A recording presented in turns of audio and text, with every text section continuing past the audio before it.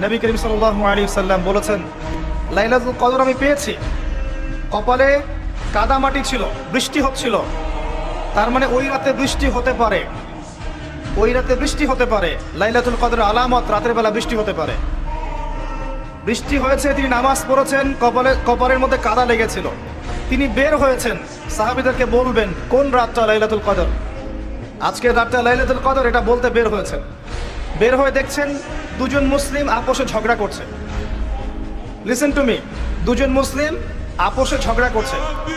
আমরা বলি না যে মুসলিমদের মাঝে ইখতিলাফগুলো রহমত, আমরা বলি না? দুজন মুসলিম আপোষে ঝগড়া করছে।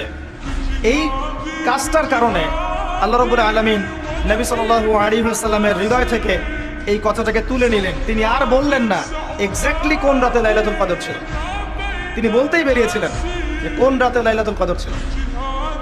আমাদের ইখতিলাফের কারণে আমরা সেই নির্দিষ্ট রাতটাকে হারিয়ে ফেলেছি। তবে এর মধ্যেই খায়ের আছে, এর মধ্যেই কল্যাণ আছে।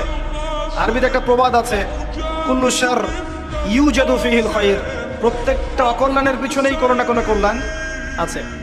নির্দিষ্ট করে বলে দিলে আমরা বাকি রাতগুলো জাগতাম না।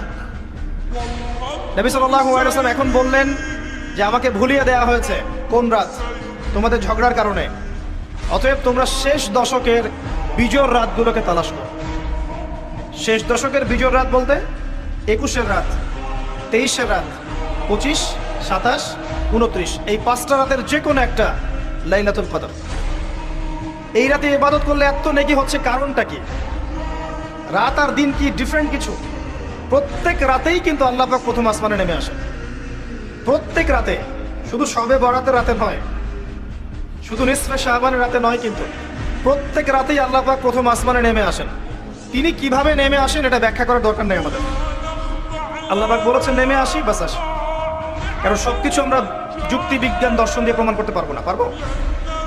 সায়েন্সকে জিজ্ঞাসা করেন যে স্বপ্নের ব্যাখ্যা কি, ঘুম কাকে বলে, আত্মা কাকে বলে, আত্মা কঠিন না তরল না বায়বীয়, পারবে সায়েন্স ব্যাখ্যা করতে? কবরের আযাব কি, জিন জাতি কি, জিন জাতি কাকে বলে, জিন জাতি কেমন দেখতে, মালায়েকা কেমন, তারা কিভাবে কাজ করে, তাদের ফাংশন কি, তারা কি ব্যাখ্যা করতে পারবে? আমাদের একটা চেতনা তৈরি হয়েছে, সায়েন্স যা বলবে তাই সত্য। এই চেতনা পুরোপুরি সত্য নয়। কোরআন এবং সুন্নাহ, আল্লাহ এবং তার রাসূল যা বলবেন সেটাই চূড়ান্ত সত্য।